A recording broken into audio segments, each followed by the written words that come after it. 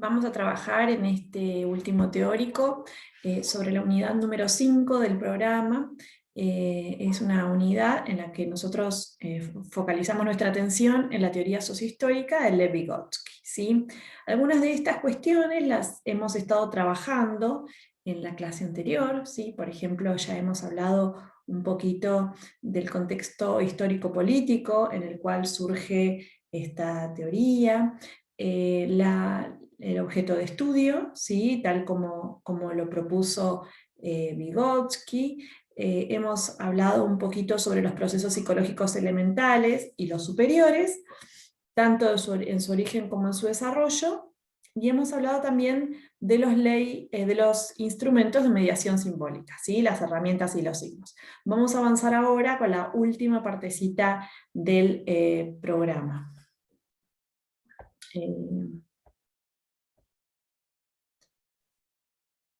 Vamos a recordar primero algunas de las cuestiones que hablamos la semana pasada, ¿sí? Que bueno, Vygotsky hace una propuesta de que la psicología, ¿sí? Debe estudiar la conciencia. Y esta idea de conciencia de él, habíamos dicho que era diferente de la idea de Wundt, ¿sí? De aquel primer laboratorio, ¿se acuerdan? De Leipzig. En cambio, Vygotsky propone pensar la conciencia en su totalidad como el sistema que organiza la conducta humana, ¿sí? ¿Cómo hacemos los seres humanos para autorregularnos, para ser conscientes de nuestros propios procesos y poder convivir en la sociedad, ¿sí? Un poco en ese sentido es que este autor estaba pensando la conciencia, como esa herramienta que tenemos los seres humanos para autorregular nuestros propios procesos psicológicos, nuestros propios comportamientos. ¿Bien? Bueno, vamos a hacer un poquito de memoria. Habíamos dicho que la conciencia, en este sentido, era el producto del entrecruzamiento de dos líneas de desarrollo, ¿sí? Por un lado, la línea natural, ¿sí? Por la cual se desarrollaban los procesos psicológicos elementales, y por otro lado, ¿sí? La línea cultural, que era la línea que nos iba a dar como resultado los procesos psicológicos superiores. A partir de este entrecruzamiento, los procesos psicológicos superiores son los que sostienen la conciencia. Bien, vamos a hacer un poquito de memoria, ¿sí? Habíamos dicho que los procesos psicológicos elementales eran aquellos procesos psicológicos con los que nacíamos. Nosotros habíamos dicho también que estos procesos psicológicos los compartimos con otros animales superiores, ¿sí? como los monos. Bien, y de la misma manera que estos animales, ¿sí? Nosotros nacemos con un sistema nervioso, un sistema cognitivo, ¿sí? Que nos va a permitir sobrevivir, ¿sí? Que nos va a permitir, por ejemplo, reaccionar frente a estímulos externos, es decir, si hay un ruido fuerte y entonces enseguida la atención gira. Bueno, esa atención, ¿sí? Esa atención es algo que nosotros heredamos, es biológico, también lo tienen los animales, ¿sí?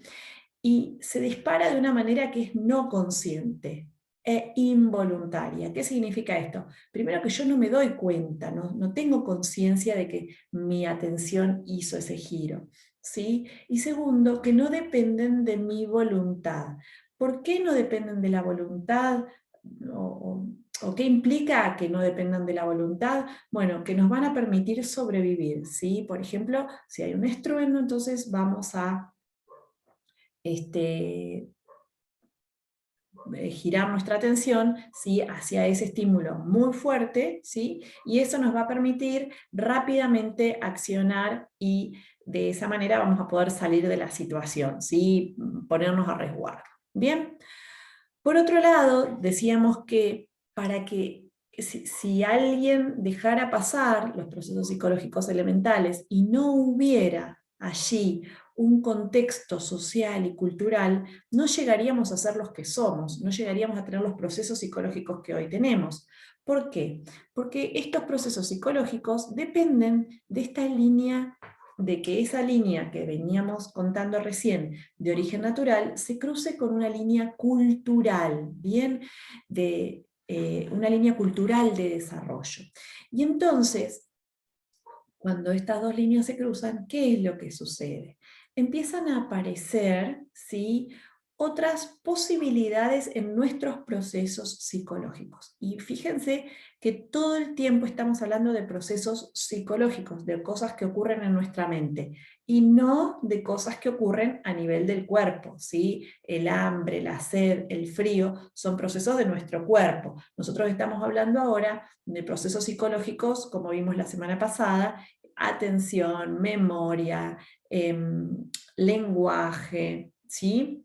Bien, decíamos entonces que los procesos psicológicos superiores, estos que ya emergen cuando aparece un contexto sociocultural, ¿sí?, van a depender de instrumentos de mediación. Y ahora vamos a recordar un poquito qué era esto de los instrumentos de mediación. Nos van a servir para autorregular nuestros propios procesos, ¿sí? Y estos van a ser entonces autogenerados, van a ser voluntarios, van a ser conscientes, ¿sí? Fíjense que es casi lo opuesto a los procesos psicológicos elementales. Bien, vamos a recordar, vamos a ver primero un ejemplo, ¿sí?, de cómo sería esto, y vamos a recordar un poquito algo que hablamos la semana pasada. Un bebé, ¿sí?, normalmente nace con procesos psicológicos elementales. Por ejemplo, el lenguaje expresivo. Ese lenguaje expresivo es un lenguaje de chillidos, ¿sí?, de sonidos, de llantos. Bien, en todas las culturas los bebés nacen con el mismo tipo de lenguaje, ¿sí?, de llanto, de risa, y hasta ahí no más. Que puede expresar cosas muy básicas de agrado y desagrado. También lo hacen los animalitos cuando nacen, ¿sí? Los animales se van a quedar en este nivel, en el nivel del lenguaje expresivo, ¿sí? Hay animales que pueden expresar, digamos, el miedo bajando las orejas, ¿sí?, o la alerta subiéndolas, pero no hay mucha más posibilidad de comunicación y de expresión que esa. Bien, entonces un bebé nace con este proceso psicológico elemental, que es el lenguaje expresivo. Bien, entonces, si no hubiera un entrecruzamiento con la línea cultural, es decir, si no hubiera un contexto social, cultural, pasaría lo que se suponía que le pasaba a Mala y Kamala. ¿Se acuerdan las nenas esas que vimos la semana pasada? Que no se sabe muy bien si es un cuento o un mito, pero que serían algo así como animalitos a los que les creció un poco el cuerpo, ¿sí?, pero no podrían, por ejemplo, comunicarse oralmente. Bien, en una familia normalmente nace un niño, ¿sí?, y vamos a ver ahora que les empiezan a enseñar a ese niño, a esa niña se le empiezan a enseñar palabras: no, caliente, tuto, eso no se toca, ¿sí? Agua, ¿querés agua? Sí, bueno, fíjense cómo les enseñamos a los niños, me falta el niño acá, pero les enseñamos a los niños y a las niñas a hablar, ¿sí? Les señalamos y le decimos: esto es un perro, el auto, uy, sonó el auto, escuchá, llegó papá o llegó mamá. Bien, bueno, de esa manera les empezamos a enseñar el lenguaje oral. Enseguida también vamos a hablar un poquito más de esto, de cómo se supone que es este aprendizaje de los instrumentos de mediación en esta teoría. Pero ya con un lenguaje oral, ¿sí?, todo, el lenguaje mismo, como función psicológica, en primer lugar, cambia, ¿sí? Ya no es solamente el lenguaje expresivo, ¿sí?, que con un sonido u otro podía expresar cosas básicas como agrado y desagrado, sino que empieza a poder comunicar deseos, inquietudes, temores, ¿sí? Puede incluso contar cosas que le pasaron, cosas que quiere hacer mañana, puede ubicarse en el tiempo. Bueno, todo esto empieza con el lenguaje oral. El trabajo del lenguaje oral es un trabajo muy importante, y el nivel inicial es sumamente importante en esto, en desarrollar las posibilidades del lenguaje oral, ¿sí?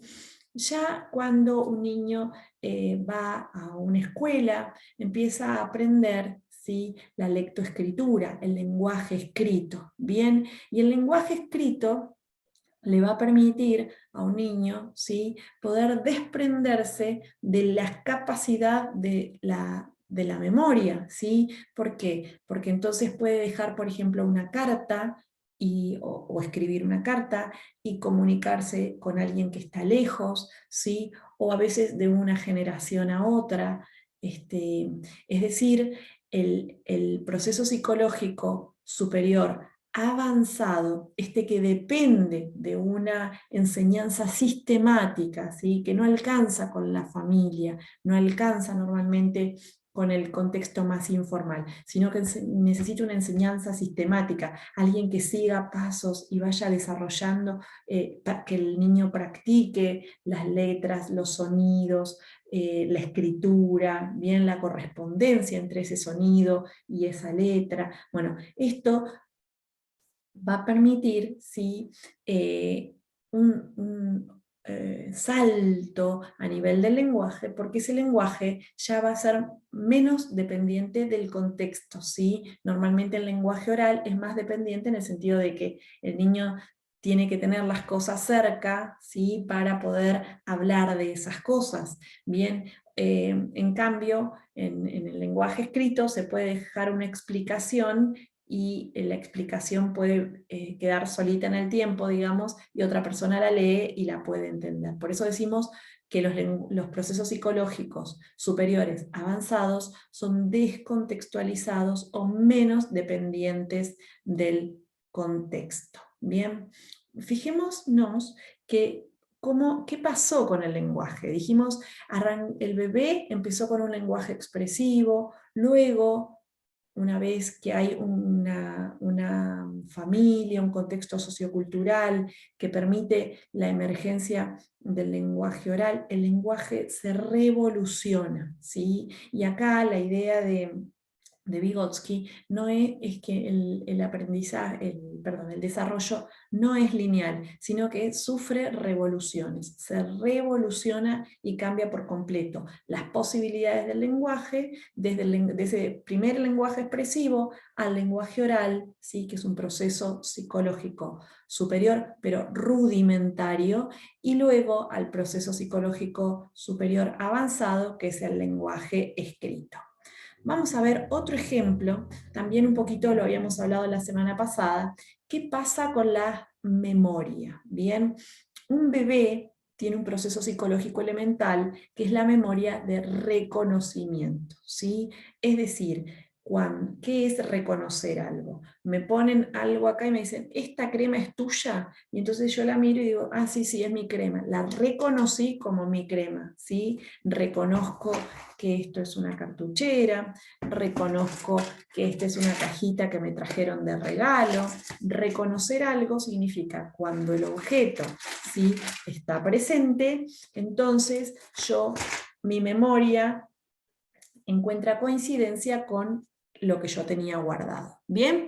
Bueno, de la misma manera, un bebé o un animal, un homínido superior, pueden reconocer, por ejemplo, el bebé se calma cuando está en el pecho de la mamá, porque reconoce el olor de la mamá, reconoce el corazón, el latido del corazón de la mamá, y también reconocen la voz de la mamá. Por eso se dice, bueno, que hay que hablarle a la panza, la mamá le tiene que hablar a la panza, las otras personas que están participando de esa crianza también tienen que hablarle a la panza, porque ese bebé va a poder reconocer esa voz, el modo de hablar, por más que no entienda las palabras, ¿sí?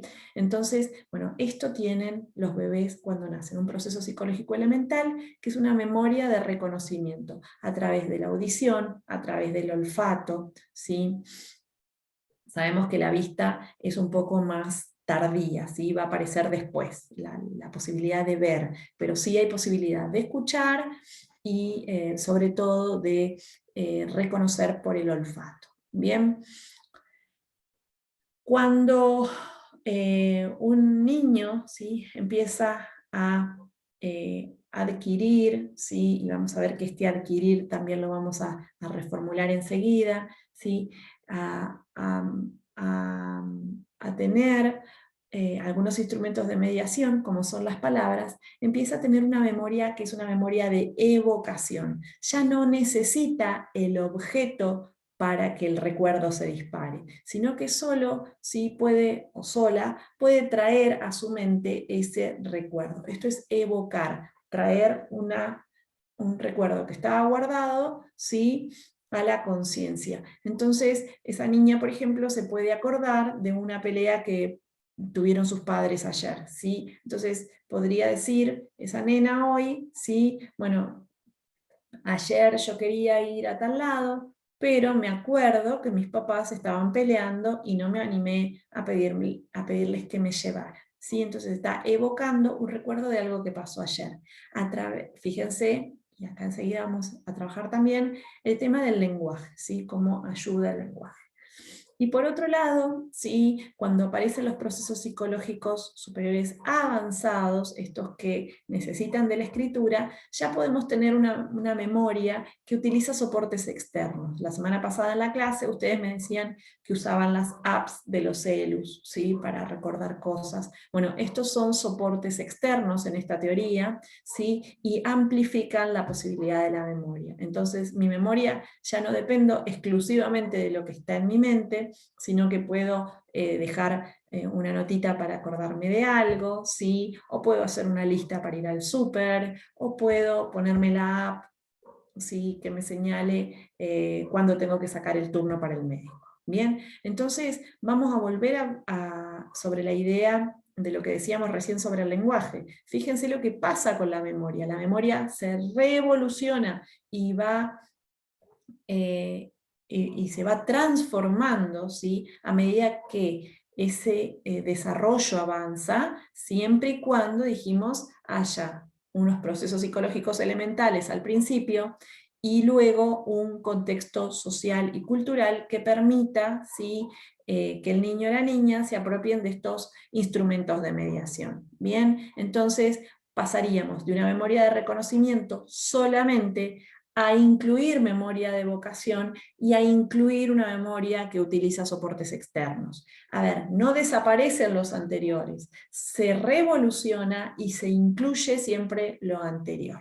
Bien, vamos a recordar un poquito qué eran estos instrumentos de mediación y de dónde tomaba esta idea Vygotsky. Vygotsky habíamos dicho que tenía sus bases teóricas en la epistemología marxista, bien, y ahí la idea del trabajo es muy importante porque en estas formulaciones, ¿sí?, que son más bien filosóficas o sí, filosóficas, el trabajo es lo que nos distingue de los animales, ¿sí?, lo que nos da esta característica propiamente humana, y él toma de ahí la idea de que los seres humanos usamos herramientas, y usamos herramientas materiales, herramientas físicas, para modificar el entorno. Y acá la idea de herramientas significaba lo mismo que significan herramientas siempre, ¿sí? El martillo, la tenaza, bien, el palo de amasar, decíamos, y vimos un montón de ejemplos la semana pasada, ¿sí?, que son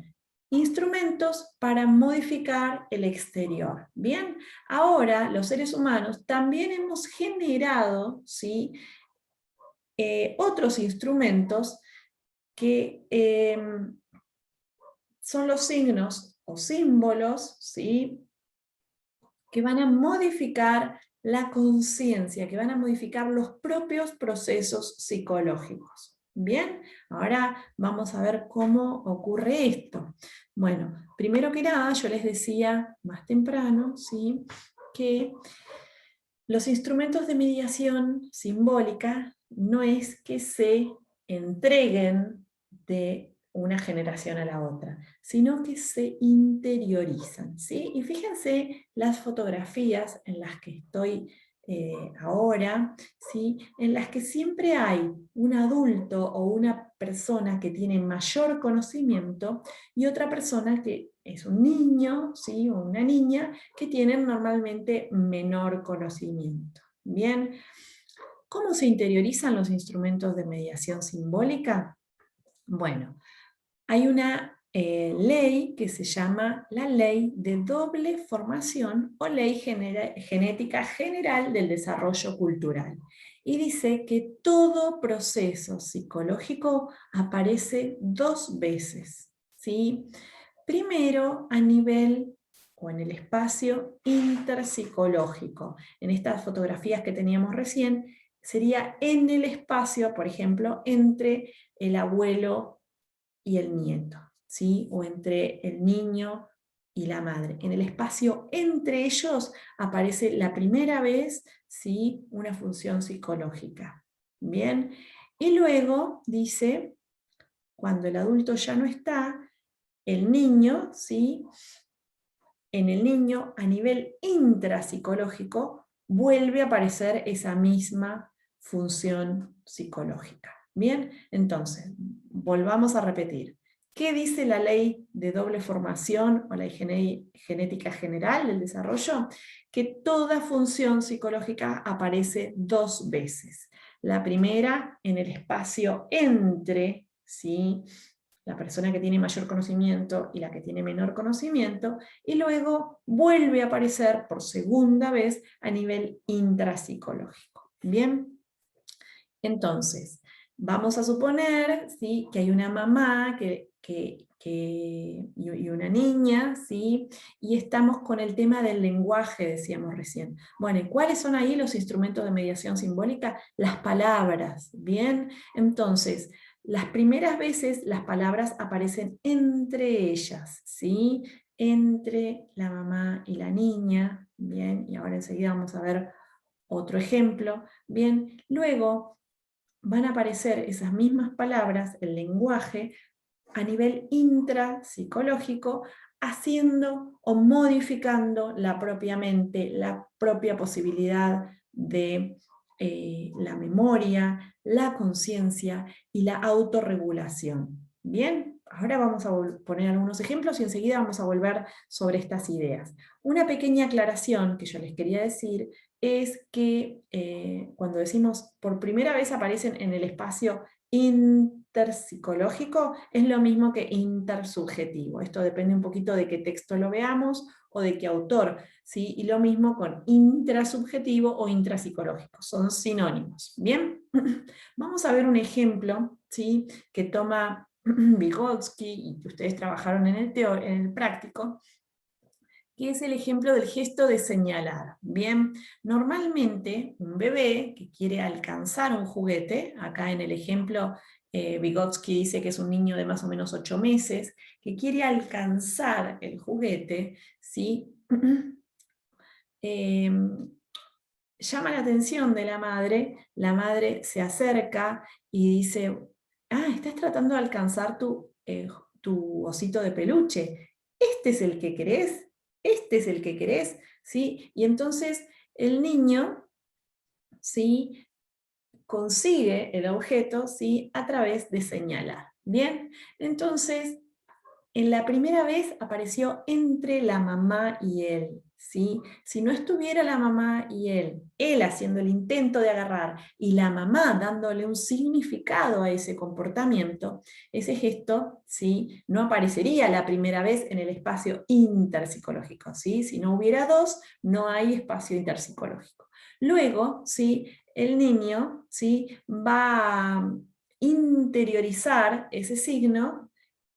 Y nosotros todos tenemos la idea del dedito, ¿sí? Decís, ay, me tengo que acordar tal cosa. Fíjense cómo la idea del señalar, ¿sí?, estamos resaltando una idea de algo que tenemos que acordarnos, por ejemplo, cuando hagamos el examen. Bien, entonces dice, el fracasado intento del niño por tomar un objeto por sí mismo engendró una reacción no del objeto que desea, sino de otra persona, de su madre, ¿sí? Entonces fíjense cómo este gesto de señalar da origen a luego un gesto que vamos a usar para modificar nuestra propia memoria, ¿sí? El del dedito. ¿Bien? Es un signo, ¿sí? Es un signo, un símbolo. Otro ejemplo que a mí me gusta mucho dice, una niña de 6 años ha perdido un juguete y pide ayuda a su padre. El padre pregunta, ¿dónde lo vio por última vez? La niña dice, no puedo recordar. Él hace una serie de preguntas. ¿Lo tenías en tu habitación? ¿Afuera? ¿En la cocina? Y a cada pregunta la niña contesta, no. Cuando él dice, en el coche, ella responde, creo que sí. Y va a recuperar el juguete. Bien, bueno, acá tenemos un ejemplo, ¿sí?, que tiene que ver con la memoria. Bien, acá dice que es una nena de 6 años, y es una nena de 6 años que no puede recordar en principio. ¿Qué hace el padre? El padre, fíjense, que por medio del lenguaje oral, ¿sí?, la va ayudando a que ella recorra los lugares por donde estuvo, ¿sí? ¿Lo tenías cuando estuviste en tu habitación? ¿Sí? Entonces la niña evoca ese recuerdo. No, no lo tenía.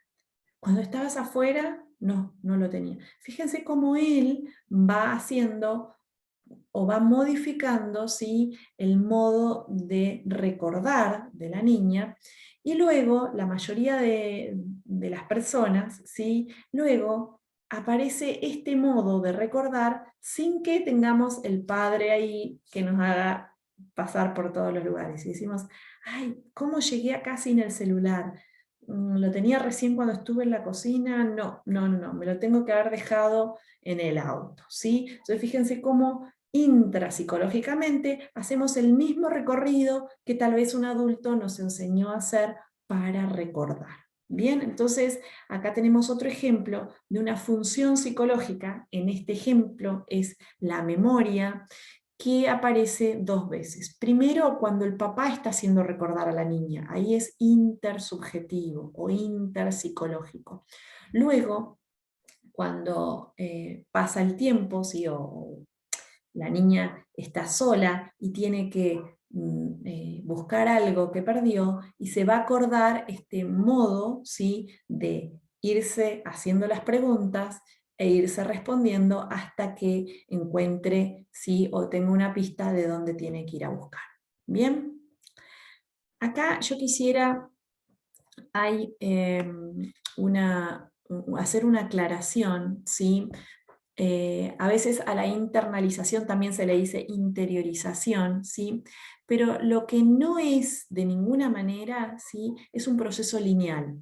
Vygotsky estaría totalmente en contra de esta idea de que un adulto le da a un niño la palabra, ¿sí?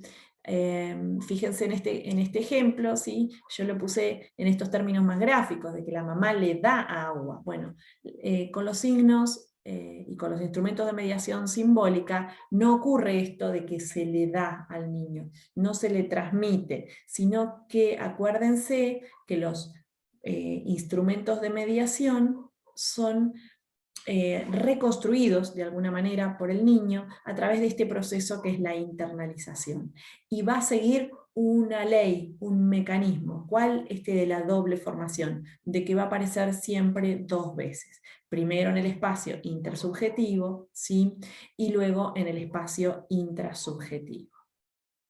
Bien, algo que es muy importante, vuelvo para atrás, ¿sí?, es que pensemos ahora en esta línea cultural del desarrollo. Bien, voy a volver las filminas para atrás, a esta, ¿sí? Y nosotros habíamos hablado de que para que emerja la conciencia era necesaria esta línea cultural del desarrollo. Sería lo que en el cuento de Amala y Kamala no ocurrió con esas niñas, no hubo, ¿sí?, un contexto sociocultural por el cual ellas aprendieran, por ejemplo, el lenguaje oral, por eso ellas no hablaban, ¿sí?, más allá de que la historia sea un mito o una realidad. Bien, la línea cultural del desarrollo es esta línea por la cual todos nosotros hemos desarrollado, ¿sí?, o hemos interiorizado signos, y eso ha cambiado nuestra mente,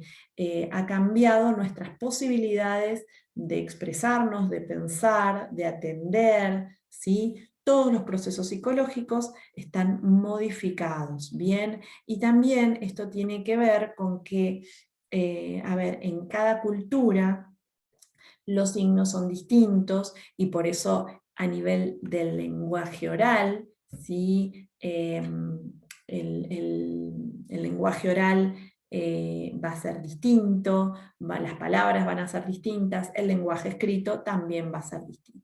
Bien, entonces los procesos psicológicos elementales, decíamos, no desaparecen, sino que van a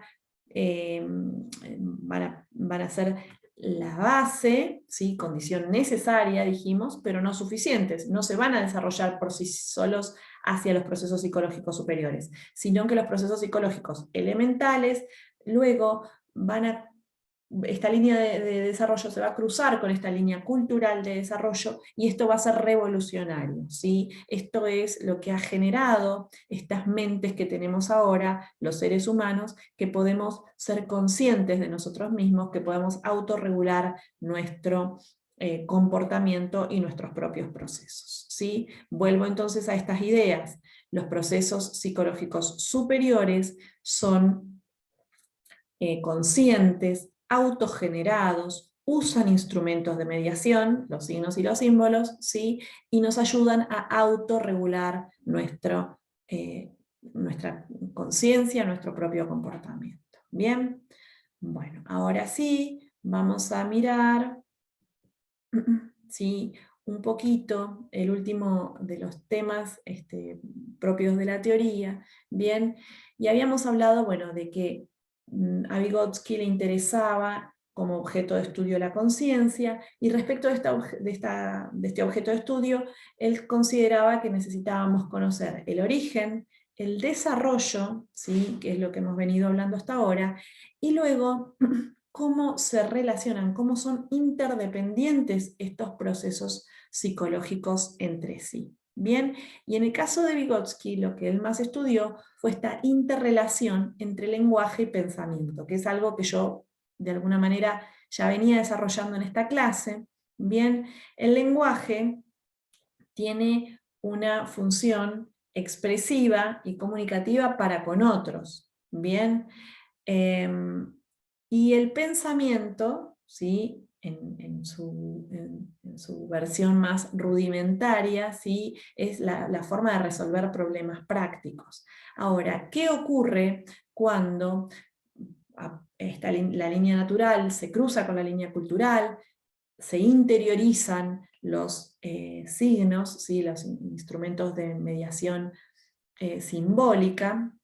Bueno, el lenguaje y el pensamiento se interrelacionan, ¿sí? Y se potencian. Esto es increíble porque, a ver, lo que se produce ahora acá, ¿sí? Es que ese lenguaje ya no va a ser solo para comunicar, para expresar mis estados, mis sensaciones y para comunicarme con otros, sino que el lenguaje va a generar cambios a nivel del pensamiento, porque yo me puedo hablar a mí misma, ¿sí? Y eso me va a generar a mí otras posibilidades de pensar, y si cambia el pensamiento vuelve a modificar el lenguaje, ¿sí? Por eso están interrelacionados.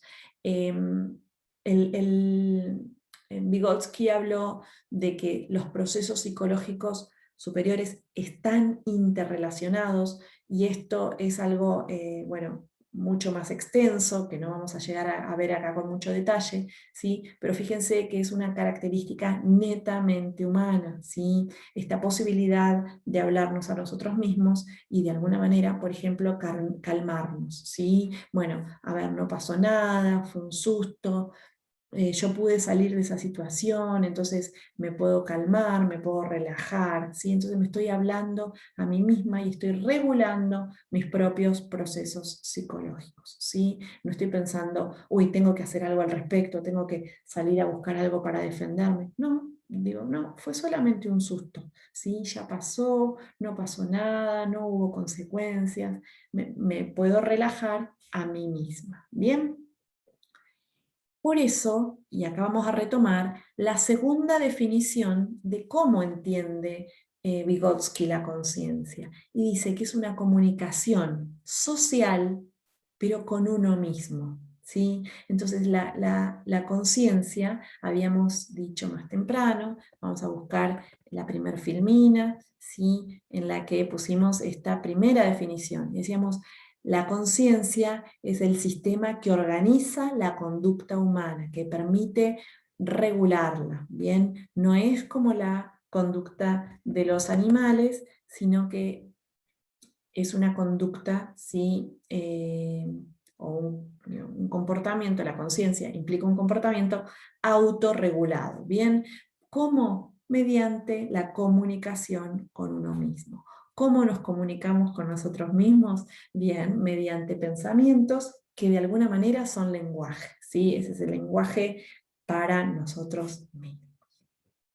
Bien, acá tenemos algunos ejemplos. Acá esta chica, por ejemplo, dice, bueno, me tengo que acordar de no enojarme cada vez que me cargan por los anteojos, tengo que dejar pasar algunas cosas, por más que me molesten. Bueno, fíjense cómo ella está mediante el lenguaje, ¿sí? Modificando sus propios pensamientos. Ella está autorregulando, ¿sí? Sus procesos psicológicos.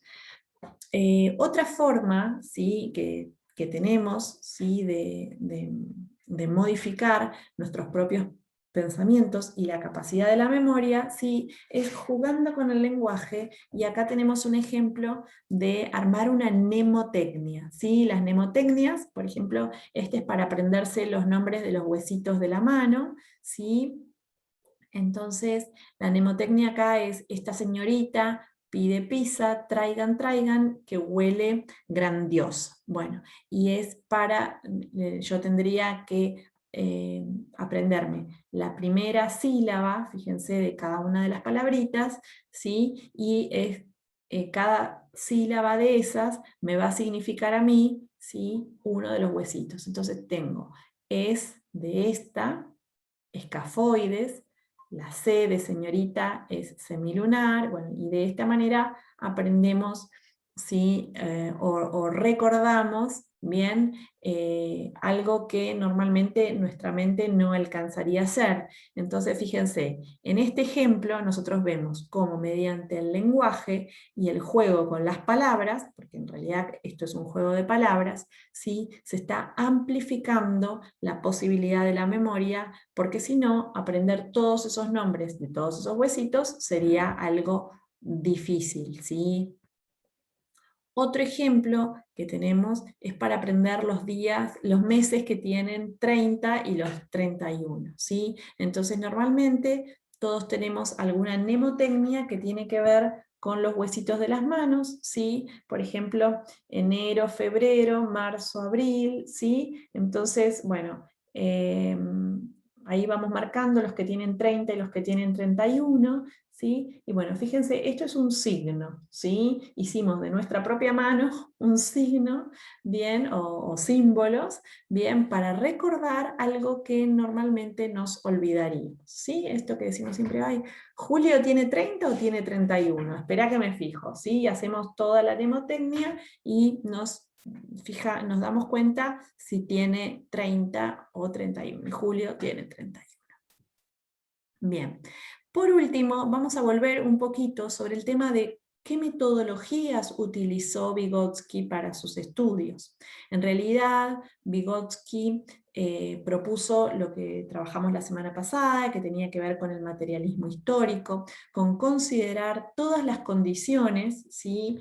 materiales, ¿sí? e históricas que permiten, ¿sí? entender un fenómeno en un momento dado. Bien, para sus estudios o para sostener esta teoría que hemos hablado, él y luego muchas otras personas han realizado estudios observacionales, ¿sí? ¿Cómo son estos estudios observacionales? Bueno, en muchos casos es, por ejemplo, ver cómo se desarrolla una función psicológica en el tiempo en un mismo individuo o en un mismo grupo de individuos, ¿sí? Entonces podrían ver cómo es que un bebé empieza hablando o diciendo, ¿sí? O haciendo unos sonidos, luego empieza con algunas palabras, luego pasa a oraciones un poco más oraciones simples, ¿sí? Por ejemplo, papá, papá, agua, ¿sí? En vez de decir papá, por favor, dame agua, bueno, oraciones simples, después oraciones un poco más complejas. Bueno, entonces se ve, por ejemplo, la función, el lenguaje, en un niño o en unos niños, en el tiempo, ¿sí? Y se ve cómo es el desarrollo normal. También han servido mucho para esta teoría, y no vamos a entrar en este tema, pero ustedes lo tienen que saber, también saber cuando este desarrollo no es el normal, ¿sí? El de la mayoría de la gente, sino que son desarrollos atípicos. Por ejemplo, en niños que sufren un golpe en la cabeza o que sufren una lesión cerebral o que ven afectados algunos de sus sentidos, como la vista, el oído, ¿sí? Y entonces el desarrollo es atípico. Entonces, estudiando por contraste estos niños con los niños que se supone que tienen un desarrollo normal, también se ha llegado a conocer parte de la teoría. Bien, y por último, otros estudios que son muy interesantes tienen que ver con comparar el desarrollo en distintas culturas, ¿sí? Por ejemplo, se tomaron o se hicieron estudios, ¿sí? Cuando se llevó, a ver, lo que nosotros conocemos hoy como escolarización, no estaba instalado en todo el mundo, bueno, se empezó a instalar en Asia, bueno, los estudios de los vygotskianos, cuando en algunos países asiáticos empieza a haber escuelas, ¿sí? Bueno, son muy interesantes, ¿sí? ¿Por qué? Porque se puede ver justamente esto de los signos, los símbolos, qué pasa con el lenguaje oral, qué pasa cuando aparece la escritura en estos pueblos, por ejemplo, o qué pasa en los pueblos en los que no se desarrolla la escritura. Bien, entonces, bueno, mucho de lo que se sabe del desarrollo de esta teoría tiene que ver con estos estudios observacionales, ¿sí? Que, a ver, los quiero contrastar un poquito con los estudios que hacía la psicología cognitiva, el conductismo, de que hacían experimentos. En este caso, los estudios que se hacen no implican experimentos, sino que implica a veces observar personas, niños, niñas en su desarrollo normal y en algunos casos, en los estudios transculturales, por ejemplo, también entrevistar a estas personas para entender cómo están pensando, cómo están entendiendo una situación, ¿sí? Pero sin esto de hacer un experimento, ¿sí? Es una forma distinta de pensar en el modo de hacer ciencia, ¿sí? O de generar conocimientos científicos. ¿Bien? Bueno, vamos a ir cerrando, porque esta también es nuestra clase de cierre. Yo la verdad que estoy muy contenta y feliz de que hayan llegado hasta aquí y de que a todos y todas hayamos llegado hasta aquí. Y quería hacer un breve recorrido, ¿sí? Nosotros comenzamos hablando de los orígenes de la psicología como ciencia en la unidad 1. Nosotros hablamos de ese momento en que se fundó esta disciplina. Luego hemos ido y vuelto un poquito en el tiempo y en el mapa. Nosotros también estudiamos el conductismo, la psicología cognitiva, ¿sí? Eh, en esta línea más, si se quiere, experimentalista. Bien, luego también estudiamos en la unidad 4, vimos Piaget, ¿sí? Y en la 5 acabamos de terminar con la perspectiva sociohistórica de Vygotsky. Bien, estas últimas dos habíamos contado que eran dos perspectivas que, a diferencia de las anteriores, se ocupaban más del desarrollo, ¿sí? Ni la psicología cognitiva, ni el conductismo, ni Wundt se habían preguntado por el desarrollo de la mente en la historia de los seres humanos, de un individuo o de la especie, como se preocupa incluso Vygotsky, ¿sí? Y hemos trabajado también en la unidad 1 algunos textos que con la relectura ustedes van a volver a significar. Bien, ¿qué quiero decir con esto? Nosotros habíamos tomado un texto de Colombo, por ejemplo, que nos señalaba que la psicología en la actualidad, ¿sí? Tiene, bueno, primero un objeto de estudio que va a variar de acuerdo a la teoría, ¿sí? Desde la que tomemos. a veces decimos el comportamiento, a veces puede ser la conciencia, a veces puede ser la inteligencia, a veces puede ser el procesamiento de la información. Bueno, el objeto de estudio de cada una de las teorías no es exactamente el mismo. O a veces cuando la palabra sea la misma, como puede pasar con Wundt y con Vygotsky, la palabra conciencia significa para ellos cosas distintas.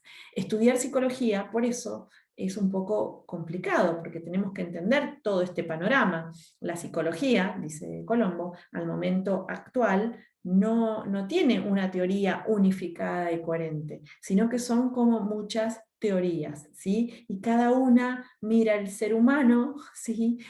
O los grupos, desde ópticas distintas, bien, y haciendo recortes distintos, y cada uno tiene su validez y su sentido. Bien, la idea era con esta materia que ustedes aprendieran de estas teorías nuevos conceptos y nuevo lenguaje, para que ustedes puedan pensar y puedan hablar de los fenómenos educativos, y en especial de los fenómenos educativos del nivel inicial, ¿sí? Nosotros creemos que esta materia les va a servir seguramente como una base para las otras materias que son correlativas luego de esta, y la verdad es que hemos hecho un recorrido más que interesante y por eso estamos muy contentas. Esperamos que este espacio, el espacio de la cátedra, o el espacio de la materia, haya sido un espacio que ustedes valoren como positivo y que les dé oportunidades en el futuro para seguir aprendiendo, para seguir pensando y para seguir formándose en esto que ustedes eligieron como su sueño, ser maestras y maestros de nivel inicial. Bueno, yo no me quiero poner ahora melancólica, me da un poco de pena que se nos haya acabado, porque la verdad que disfruté un montón esta cursada, aún en estas circunstancias tan especiales, ¿sí? Y dejo acá unos ejercicios, ¿sí? La idea es que podamos retomarlos mañana en el espacio de intercambio. Como siempre, la bibliografía de lectura obligatoria de esta unidad, ¿sí? Y bueno, esta clase, acuérdense, la filmina en formato PDF también queda en la PEDCO, y cualquier duda siempre van a quedar abiertos todos los canales, ¿sí? Que tanto la casilla de Gmail, los foros y la mensajería privada, ¿sí? Para que se comuniquen con nosotros, para aquellos y aquellas que nos quieran hacer algún tipo de consulta, y seguramente en poquitos días me voy a estar comunicando con ustedes para contarles sobre las mesas, ¿sí? Sobre los exámenes finales y sobre los coloquios. ¿Bien? Bueno, les dejo un beso grande y nos vemos en la clase de intercambio el viernes.